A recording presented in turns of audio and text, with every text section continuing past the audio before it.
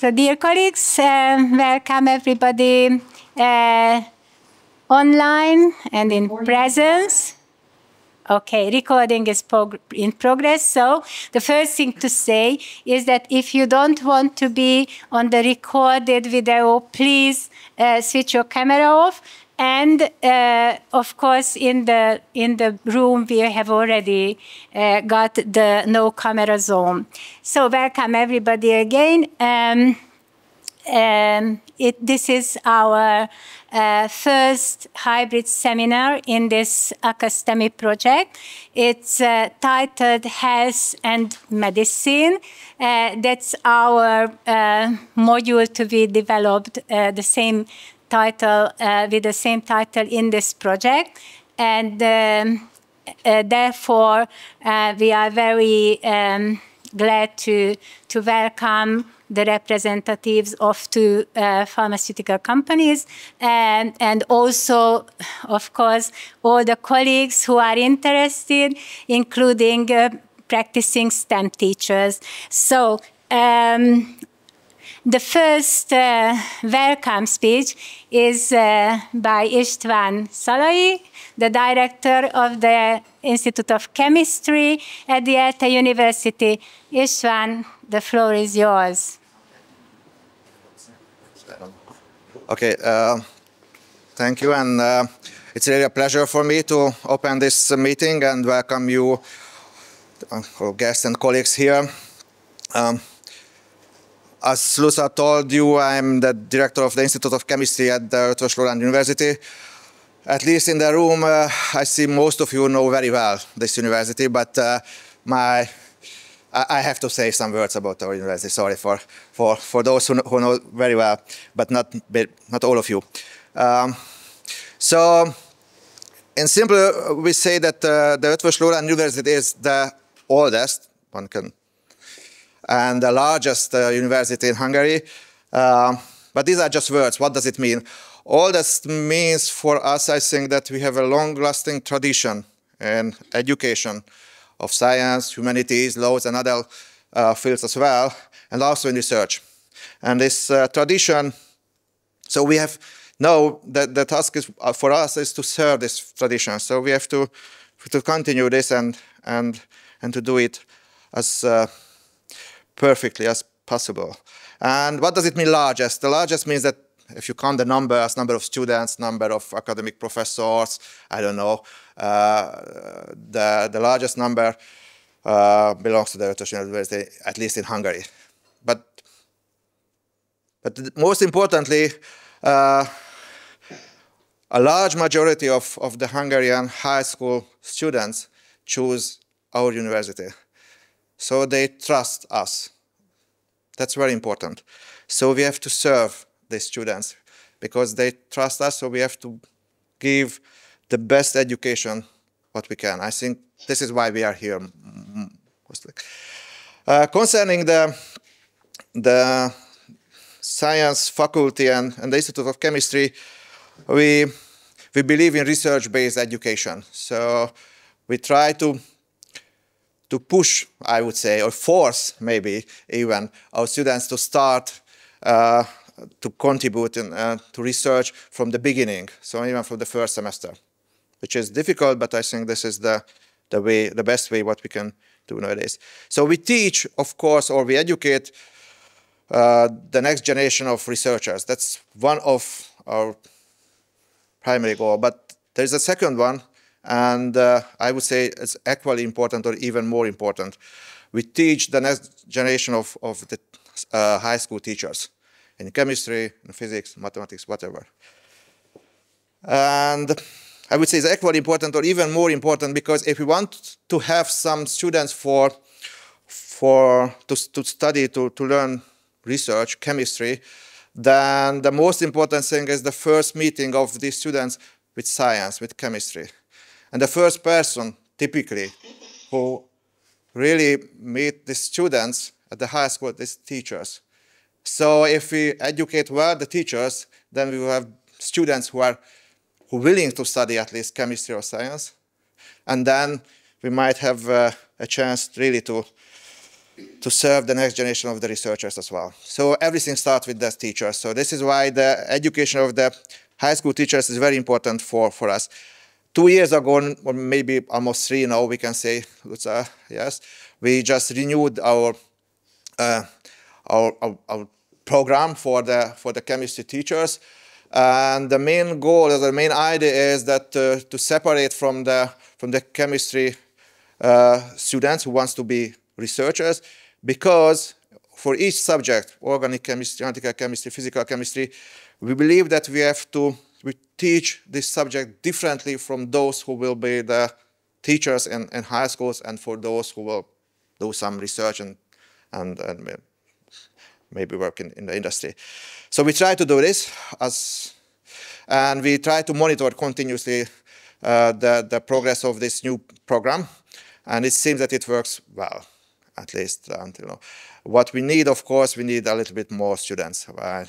I don't know if, but I think in this, for this committee, it's not new that we have a lack of chemistry students. I mean, who wants to be chemistry teacher?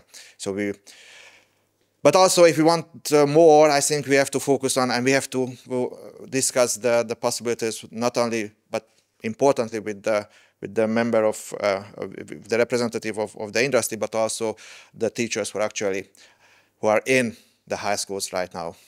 So I hope this meeting will help in this and to shape a little bit the next generation of teaching of the teachers.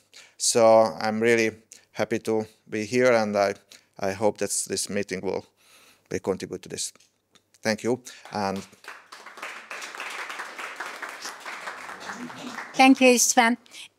Now, the next welcome speech is done by Mia Ranikmey, who is the leader of this consortium. Mia, may I ask you? Okay, may I ask you to start? Yes. So thank you, okay. Lusa. And my first welcome and biggest congratulations are coming towards Hungary. And on behalf of the whole consortium, may I actually thank very much Edina and Lusa to organize such a wonderful event, which is a pioneering event during the life of our project.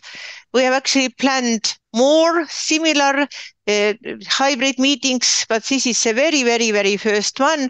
And Hungarian partner has done wonderful work to get all of us together during the time when the weather is nice outside, during the time when some of us already have holidays. And I can see a lot of Hungarian teachers ready to listen to an interesting lecture. Just few words about our project. So the project is connecting many European countries. Many of countries which have been working together many, many years over several projects. And here can I say that Portugal, Germany, Finland, Estonia, Hungary, Croatia, Latvia, everybody is here and with smiling faces. And these are the partners who will take lead of creating our project major products, which are creating modules for teachers, future usage. And today's lecture is part of that and will be translated to all our languages and is accessible to those who cannot be present today and who may not be able to understand English so well. And then these discussions will be continued in partner countries. But not only modules, we are working also towards micro degrees, towards job shadow visits with our partners and the industry. And we also do deal with joint supervision of master thesis. And my last point is I would like to emphasize the topics where we are working strongly now. So the first and very important topic is health and medicine, which is strongly related with chemistry. And here is a flag given to Hungary to start. Then we are also dealing with medicine and with Green Deal, with diversity, with CMAP, with sustainability, with psychology, and all these topics form our consortium, the list of interesting modules and topics which way to go. So Luisa, I thank you giving the floor to me, and I don't want to use valuable time of the main presenter. Thank you.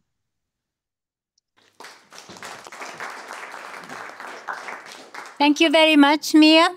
And now, first, I'd like to show you a few slides just to introduce this project briefly in a bit more details, with a bit more facts, as Mia had already told you about. So this is the name of the project and the acronym, and also the title of today's seminar. This is a series, as Mia said. The first one of this series, STEM Step Up, and there will be several others, but today we are concentrating on the health and medicine topic because that's our main responsibility in this project. So, yeah, okay, sorry, forgot that. So the other next parts of the program, after me introducing the partner institutions, the goals and objectives of this project, there will be two talks, or two combined talks on the two associated partners, the Richter Pharmaceuticals and the Aegis Pharmaceuticals companies, and they will let us know how they can help us to achieve our goals and what they can do. And later on in the afternoon, after this English part of international part of this program is finished, with the Hungarian colleagues we will have small group discussions, and we collect ideas about what the teacher colleagues would expect of us to do, what their needs are concerning the content of the modules, also how they would like to, if we organize this mobility schemes, how they could participate, and what our partners can offer. So after that, we will summarize it all, and that will be the outcome of this today's meeting. So we collect ideas and we systematically publish it later, and that will be the ground of developing the module and to organize the mobility programs. So here are the universities, the 7 universities who are partner institutions in this project. There is also a research institute and a non-profit organization, so 9 partners from 8 different countries. And here is a picture, a photograph taken at our first meeting in Tartu last September. So the main goal is, and this is a quotation from the application of the project, which says, as you can, I will not read it out, of course, but it's mainly we want to provide a research-based support for the STEM teacher education, and which is mainly developing modules for CPD courses, and that could also be used in pre-service teacher education, and models for the mobility project. And as you can see, not just only the universities are participating, the teacher training universities, but also STEM teacher associations. The representatives of ministries of education are also involved. I have been in contact with the authorities, how can we do, for example, the micro-credentials built up from the modules that we are developing. And even the Academy of Sciences are involved in a way. So this is just a news item that I found on our university website last Sunday, and then I inserted it into this presentation.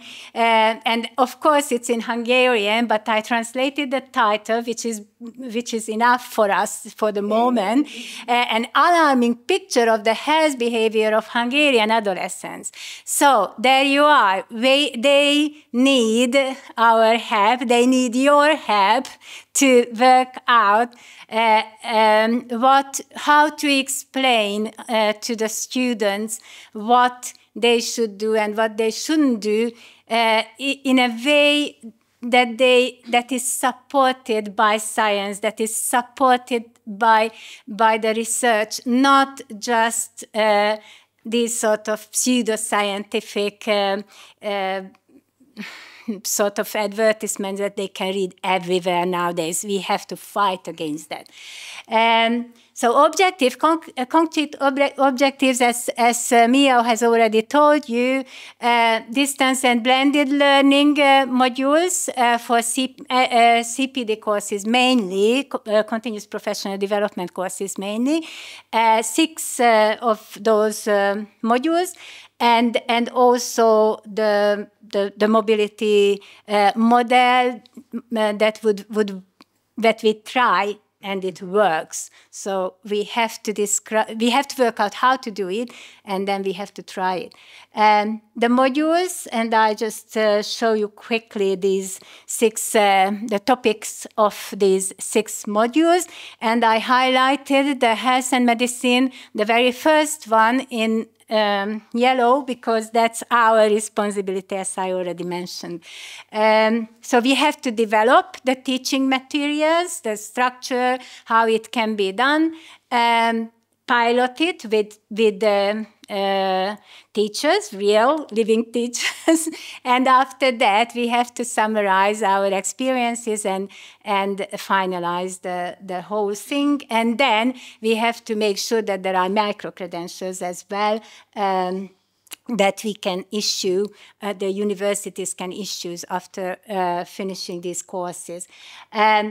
Here I just show you as prompts for today's discussion.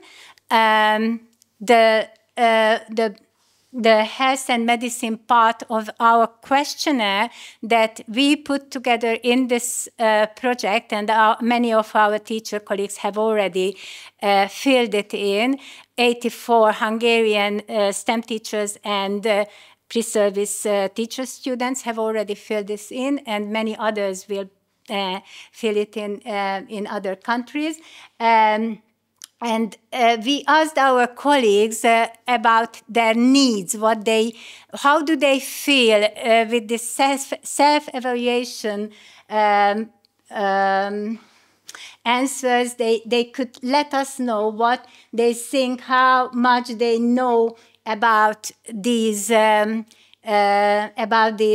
science territories when it comes, for example, to the molecular basis of the healthcare and the pharmaceutical, the production of medicines and so on, and how the immune system works. So how do they feel? How much they can explain? How much do they know about it? How much they can explain to their students? These are the fancy new territories. You see the biochemical processes, the newest development, the biotechnology, the gene therapy, and so on. And where can they this interdisciplinary knowledge, how much they would need to learn about this so that they could teach it effectively. And I don't read it out now because we are running out of time, but these are also the other issues that we ask the teachers about. And okay, just one more slide. So we could offer in these worksheets developed in another project financed by the Hungarian Academy of Sciences, worksheets, students' worksheets that include experiments, student experiments, and they are developed with teachers' guides and everything, and they are tried and tested. The ones that are written in red and the ones that are written in blue will be developed this summer and tried and tested in the next school year. So we can offer these if the teachers think that they are worth to be included in this module, then we can use these as well. So these are just prompts for the group discussions. And now, thank you for your attention. And our next talk is given by Csaba Szántai, our Associated Partners representative here. And Csaba, please. Thank you, Luca. Once again, it's a real pleasure and also an honor to be here. Not just because I'm representing Gideon Richter, a huge company, but also because I feel I serve a mission here among people who also serve a mission which is very important. So it's cool. Okay. Just a few words about Richter so that you get a preliminary idea of what this company is all about. I'm not going to read these words out. Just absorb them, please, as quickly as you can, because I'm running out of time. And a few pictures. Okay? This is our central building at Gideon Richter. It looks cool, doesn't it? Okay? From another angle as well. Okay? These are the staircases. You see innovation. We breathe innovation all the time. Okay? Workplaces inside the building. This is our central research chemistry building. Looking at this building from the other side, I would like to point out these structures here. These are the cones that hide our NMR, nuclear magnetic resonance instruments. The point that I'm trying to make here is this is one particular facility that we can show to teachers if they come to our place. Staircases, innovation, you know, okay, same thing. Staircases again. Okay. And we have a visitor center as well, which is also something that we can show to teachers, and they're very instructive. A few words again about the uniqueness of this company. Again, I'm not going to dwell on this. It's just something for you to get an impression about. The point that I'm trying to make here is nothing, and I mean nothing works without this, the talents that are coming out of the educational system. Gideon Richter is non-existent without the educational system. Okay, it's very important. But what is also important is that we have to understand the term talent, and I'm going to get to that in a minute. An obvious question that teachers should raise at this point, what is the knowledge that Gideon Richter can offer technically for them, that they can bring home, that they can build on, and they can use in their own teaching? That's the obvious question here. And it's a valid question, and we're going to discuss this in the small group sessions. But there's an underlying question as well, which is probably even more universal. And this question is valid also from the perspective of the company. And I'm talking about Gideon Richter here, but you can use that as a metaphor for every for-profit big company who use talents, okay? And this question is the following. What is the true nature of a real life R&D lifestyle and the true meaning of talent in reality in this environment? And the interesting thing, what we see here is, here's a gap, okay? So the educational system typically doesn't really understand this. That's very, very important to bridge this gap. So if we don't address this question, then there's not much point in going to this question because, you know, it will have limited effects to just only talk about this one.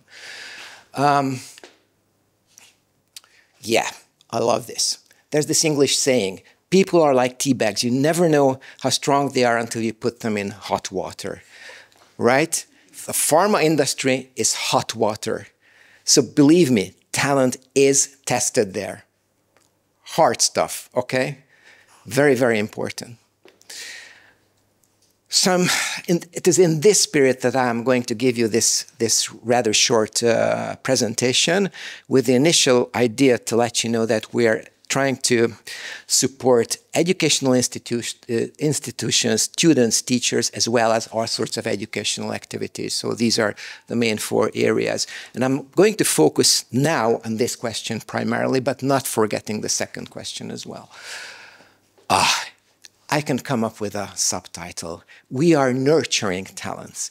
Now you may wonder what the frog is doing here and what the hand. Okay, hand is nurturing the frog. The hand is blue because Richter is blue. Okay, that's obvious. But what the frog is doing here is not so obvious. But it will be obvious to you very soon, I'll promise that. So here's the educational system. And here we are, Gideon Richter, again as a metaphor for all for-profit innovation-based companies. And we have always, and I mean always, supported quite heavily this segment of the pyramid, as well as this segment. We also took care of secondary school teachers. But that was, you know, less of a focus. We're mostly focused on this area. And what we see is the output in terms of talent is dwindling, to say the least. We're just kind of right before starting to panic about this. But before we are really panicking, we started to do something serious about the whole situation. And so we came up with a new mindset. And this mindset says, let's engage differently and more deeply in public education as well as in higher education. And the emphasis is here, public education, going down to secondary school more deeply, more intensively, and even going down to primary school. This is a general trend, obviously, for many companies that we see today. And I think teachers must be aware of this paradigm shift of how companies are relating to these areas. It's very, very important. But in order to do this well, for us, we must first understand what the problem really is and what talent really means. Okay, the reason I'm pointing this out is because there's a huge illusion about these terms. It seems so obvious, you know, what talent means and what the problem is, and in reality, it's not. So we have to understand this more. What is talent? Here we go with the frogs, okay? Soon. Talent, this is an illusion.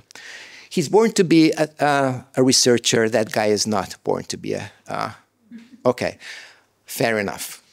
Fair enough. This guy, Homer, will never be a researcher, obviously. But the situation is not that simple. It's far more complicated.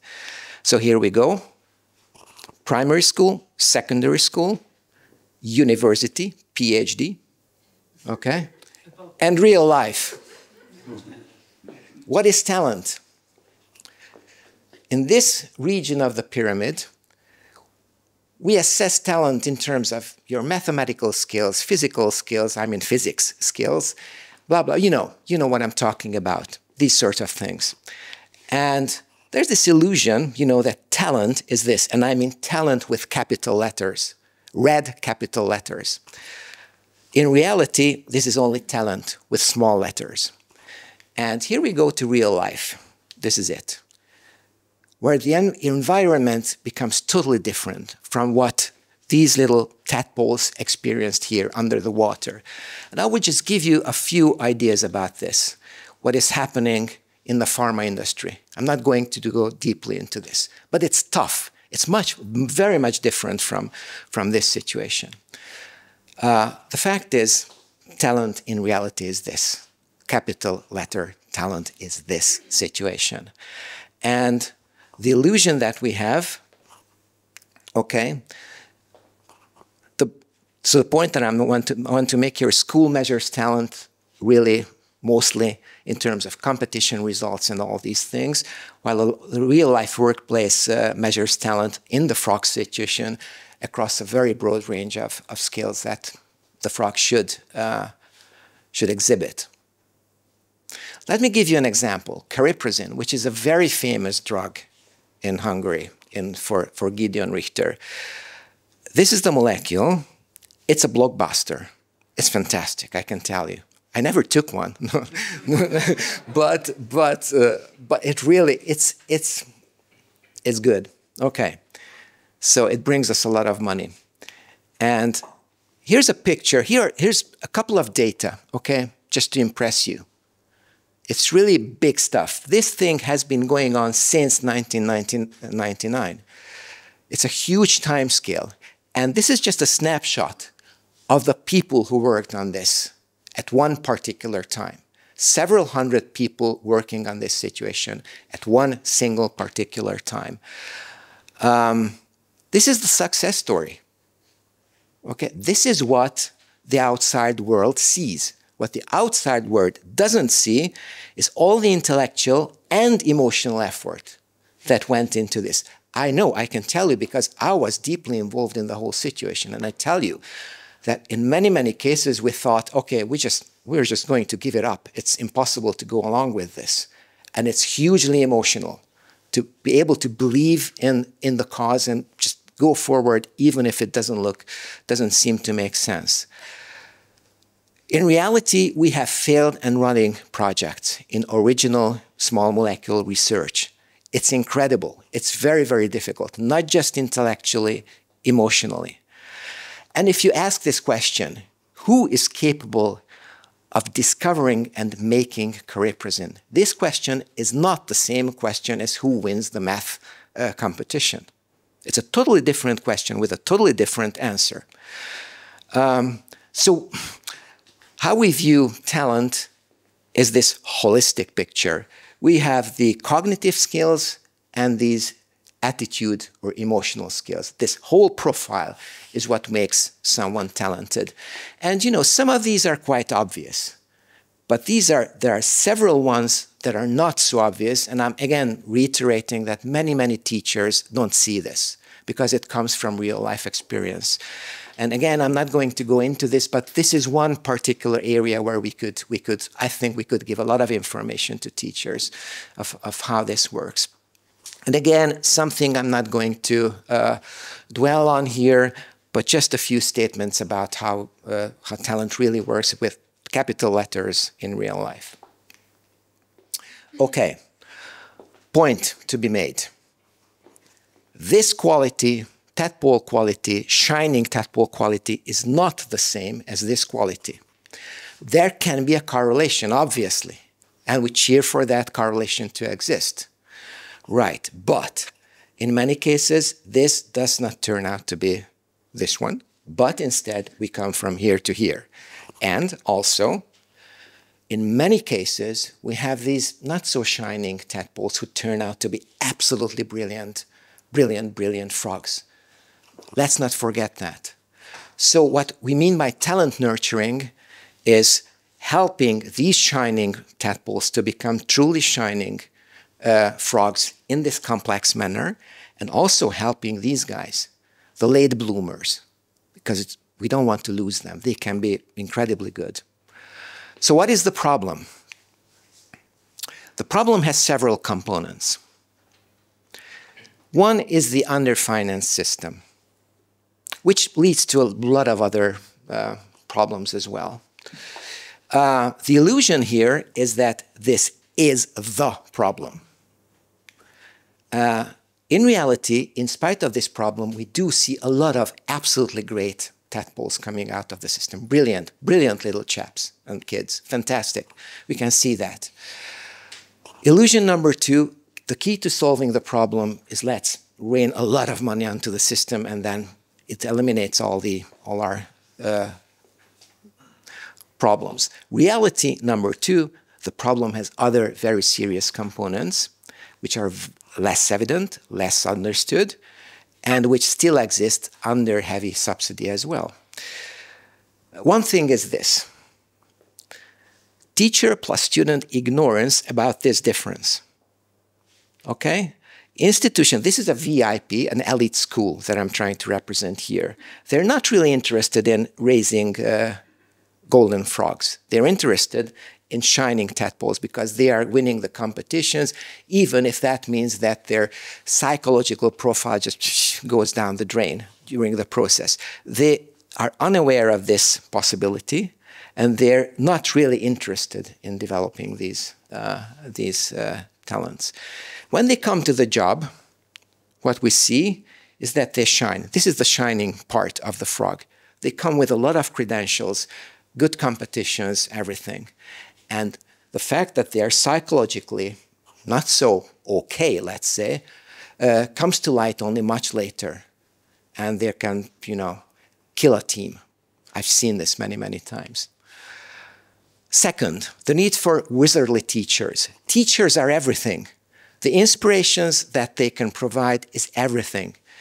We need to find them. We need to boost them emotionally, socially, in every possible sense.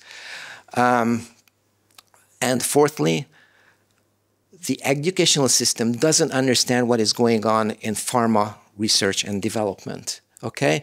There's this general perception that academic research is what really needs the huge talents, and industrial R&D is really just wood chopping. And I'm going to show you, sorry about the rude words that I'm going to show you here, but it's complete crap. This is not true, absolutely not true. So we must work on this. We must work on this for the educational system to understand. Problem number 5, the negative aspects of digital age and social media influences. And again, let me not dwell on these sentences here. I think you understand the situation. A lack of long-term focus, which is the essence, one of the essences of being a good scientist. And I can go on with this forever and ever. No amount of money would simply solve this problem. So we have to work on this. So what do we do as Gideon Richter? Okay. Here are a number. I still have time. 45. I'm going on up to 45. That's 20 minutes. Yes, okay. So what do? We have a lot of plans. We have a lot of plans. But this is the main point, because this is what really concerns, I think, the present situation. And let me give you just a few examples during the 5 minutes that I still have. Okay. We came up with an open call for application system to support institutions in 2023. And this is the first time anybody ever did this in Hungary as a for-profit company. And as you see, we had 553 submitted applications. I won't even tell you for how much money. It's incredible what they wanted. Okay. But this was very, very interesting. And here we go, educating teachers to understand this part of their teaching and to understand this part of their teaching. And as an example, let me tell you that we have various awards given to secondary school teachers. We are trying to engage them in Richter's lifestyle. We even hold workshops for them. This is a picture taken of last year's workshop. They loved it, I can tell you. It was really, really interesting. So that's a very educational situation. And of course, we are targeting students as well in the same spirit.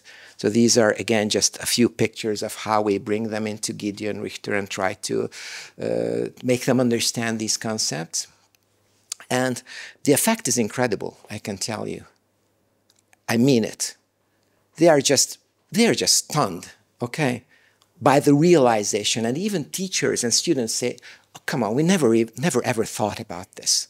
This is something completely new.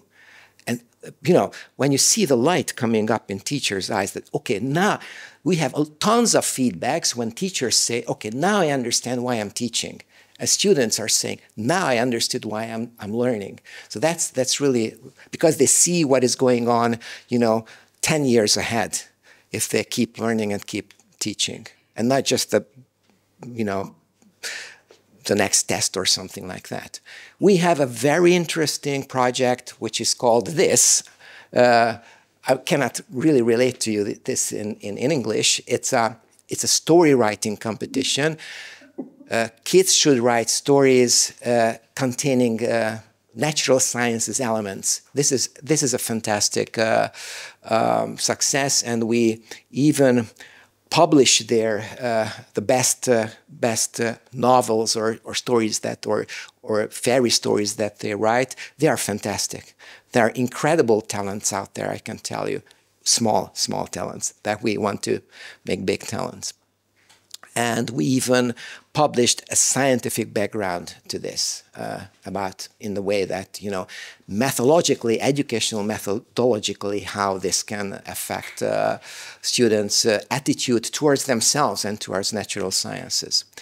And just one picture about the award-giving ceremony at the Hungarian Academy of Sciences of this this project, so that you can see the magnitude of the whole situation. Okay, we also established at Semmelweis University a Richter department, so that we're inside the university. We're teaching there, taking their Richter knowledge. And of course, we're trying to recruit what we call Richter ambassadors, guys that will help you in September, the teachers who come within this program to Richter. Take-home message. We need to do this together. Okay. 45. Okay, thank you. Okay. No, I still have 1 minute. Yes, I realize that. This is a short reflection on what Luca said, and I'm just pointing out in red, highlighting in red, the areas where we, as Richter, can, I believe, significantly contribute to the project. And, of course, the second question, obviously. So this is my thank you for the attention. Still 45. Fantastic. It was very entertaining, Csaba. Really, really good introduction into this this work. And now, Gabi and Balázs from the Aegis Pharmaceutical Company, they will give their presentation. Thank you so much. So my name is Gabriela Tornocki. I'm the communications leader of Aegis Pharmaceuticals. We totally agree with your concept of the talents. But now we would like to tell you some facts and words about the company, what we work for, and what this company can give you, what kind of activities we can give to this program. We have a common mission, what Csaba has already mentioned, but this is the mission of our company. We devote all our knowledge to serve people, enabling them to lead long and healthy lives. Pardon me, in English. So we are in the same boat, so we can work on that together. Just some words about the company. We are a vertically integrated regional pharmaceutical company. What does vertically integration means? It means that we do all kinds of activities what you see in the pharmaceutical chain. So we have research and development, activities from active ingredients to finished product development. And we do the productions as well here in Hungary. We do the research and development and all the productions here in this country. So we have a lots of sites in Budapest and at Körmend.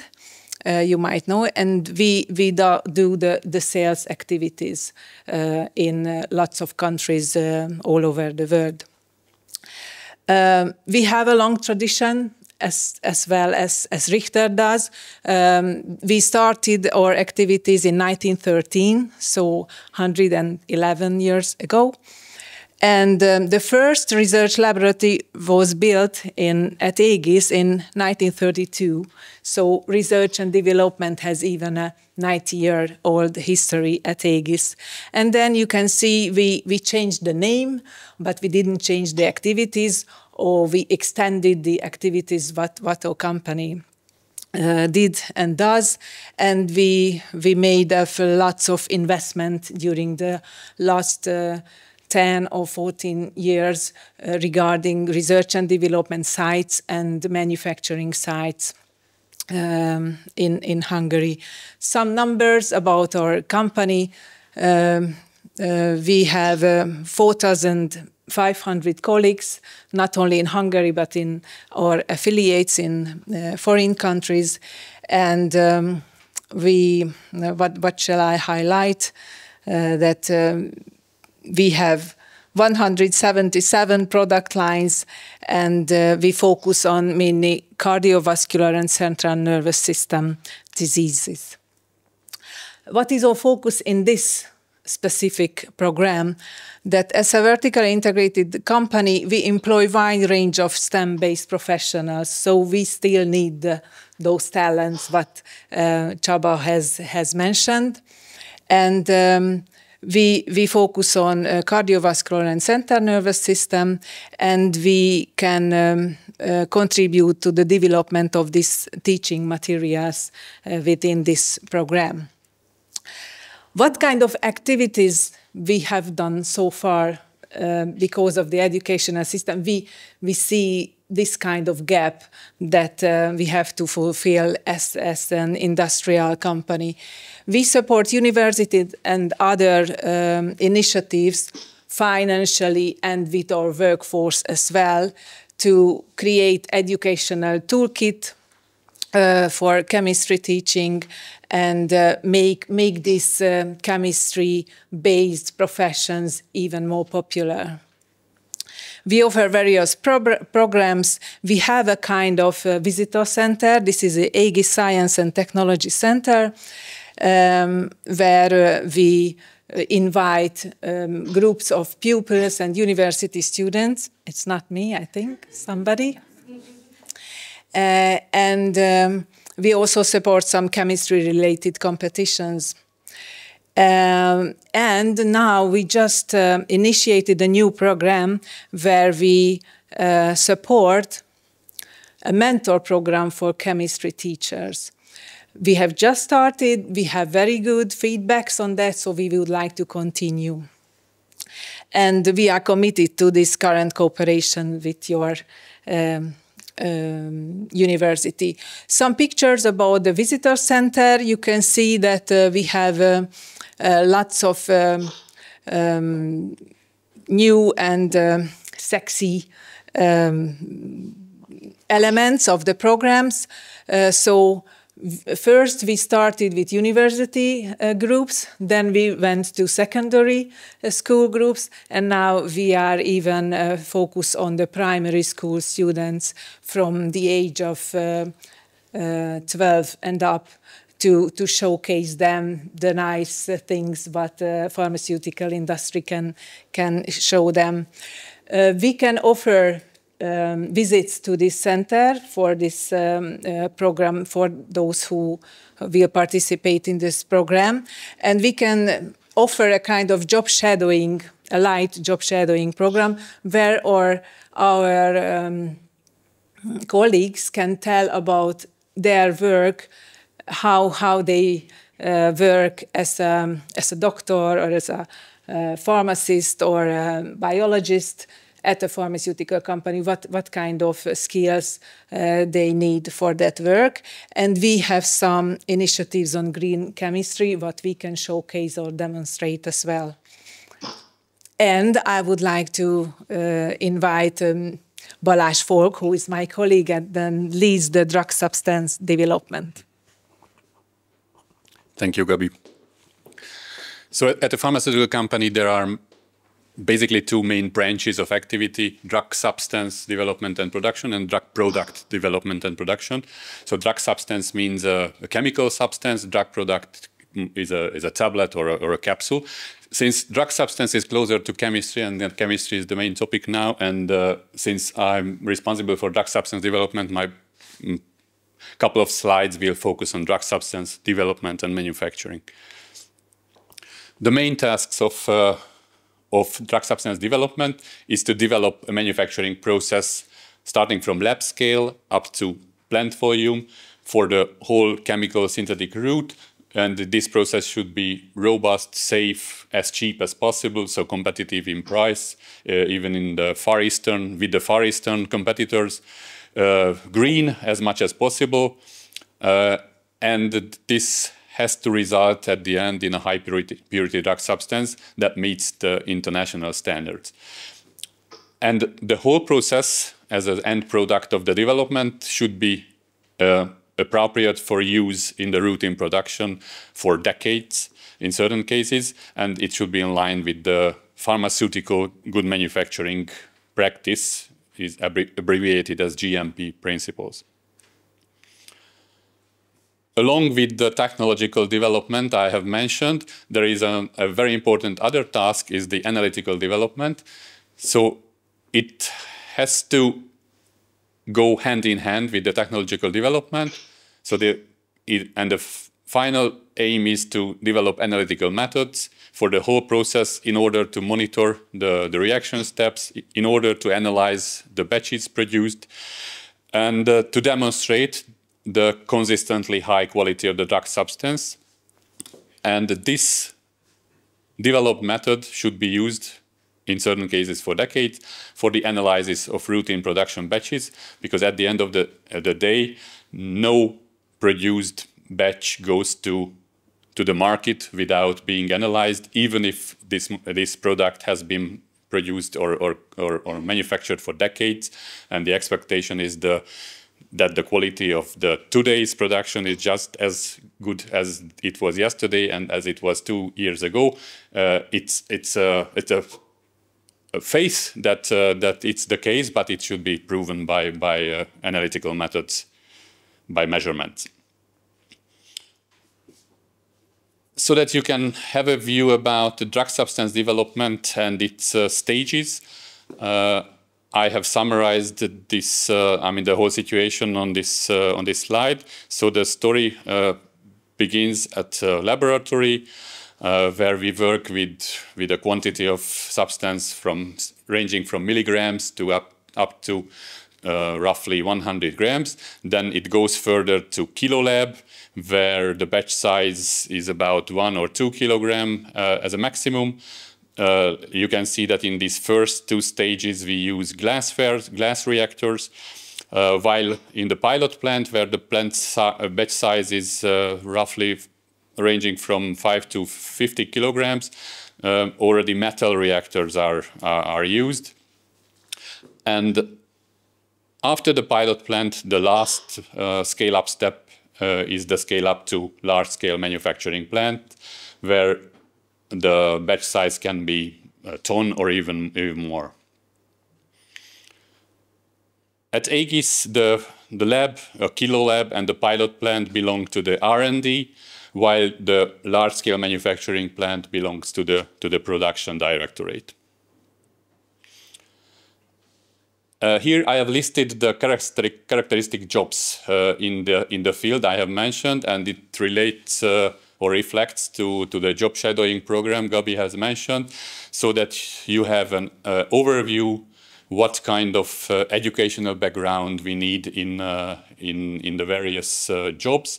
So as regards the drug substance technological development, we employ preparative laboratory technicians with a secondary school education level, and the R&D chemists and the head of the laboratory are at least Master of Science, but preferably PhD. In the Kilo Lab, the situation is roughly the same, but we use technology development engineer as a description for the job for most of the colleagues. While in the pilot plant, the operators and the team leaders are with the secondary school degree background. on the other hand, the technology development engineer, the plant technologist, and the plant manager are with the university education. On the analytical development side, we call laboratory technicians those who have a secondary school degree, and R&D analysts with the university background.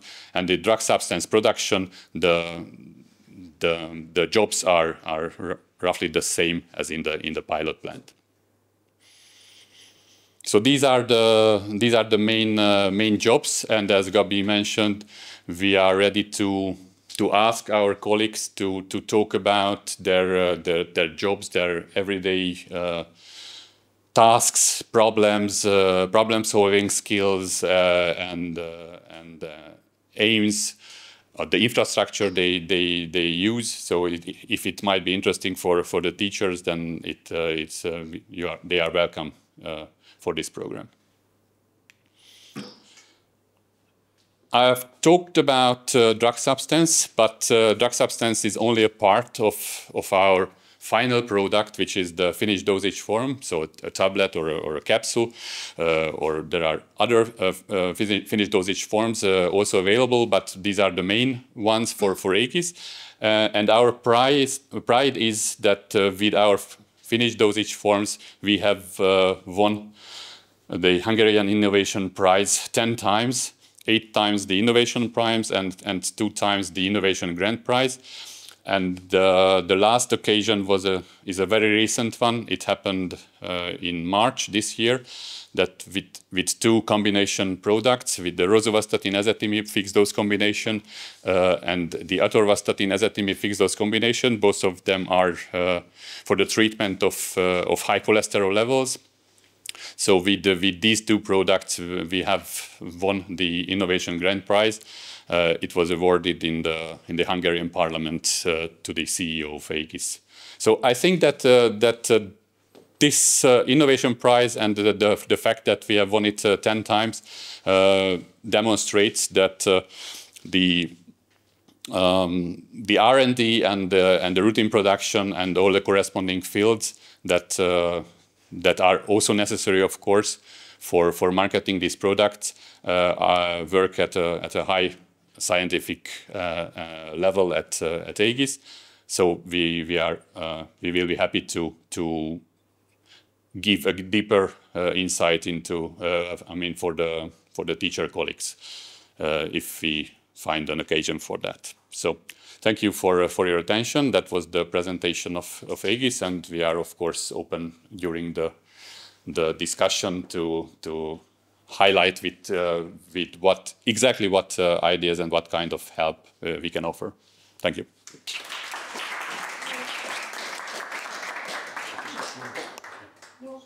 Thank you very much indeed.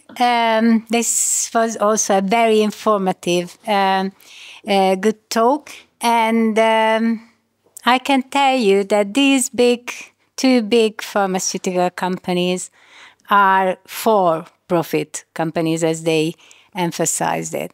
And they are competitors on the market. And the competition is hard. It's very tough. So you can imagine how big our problem and their problem is, that they are ready to participate in the very same project to help us all to develop something that is good for the teacher education. And thank you very, very, very much in advance, and for today's contribution as well. And now it's time to say goodbye to our colleagues who participated online and from abroad. And the Hungarians can stay in the Zoom meeting, and they can form a small group as well online, and they can discuss the same questions as we will hear, and they can also come up with some ideas when they are summarizing the today's ideas. So we say goodbye to to the colleagues from abroad. The Hungarians can stay, and now we are having a little break, and meanwhile we can form the groups, the little teams who will discuss the ideas, and then in the end we have to produce, of course, something, a summary of today's meeting, which would be the base of our base of our work here when we start to develop the modules and the mobility program. So thank you very much again. Thank you for your attention and your participation, and see you at the next hybrid seminar. And bye-bye. Thank you. Bye-bye. Your training started.